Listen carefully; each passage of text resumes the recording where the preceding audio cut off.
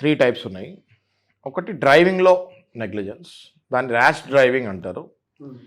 ఒకటి doctor patients negligence, అది negligence of the doctor అంటారు.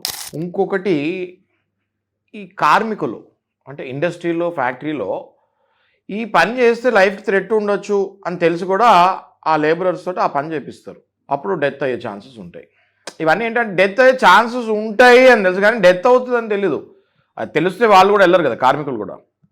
కానీ అప్పుడప్పుడు అవుతాయి. అంటే నెగ్లిజెన్స్, అంటే అక్కడ పవర్ పాస్ అవుతుంది. ఇప్పుడు మీరు చూడండి, ఊర్లలో ఎలక్ట్రిక్ వైర్లు తగిలి చనిపోయిన వాళ్ళు ఎంతమంది రైతులు మీకు తెలుసు కదా. ఇంతకుముందు మన రెగ్యులర్గా అంతెందుకు యూసఫ్ కూడా, ఇక్కడ మన యూసఫ్ కూడా ఇక్కడ మన రాజకీయ ప్రచారాల్లో కూడా చెప్పారు, డైరెక్ట్గా ప్రచారాల్లోనే చెప్పారు, వైర్లు తగిలి, ఎలక్ట్రిక్ వైర్లు తగిలి 10ల సంఖ్యలో జనాలు చనిపోయారు ఇక్కడ అని, సిటీలో.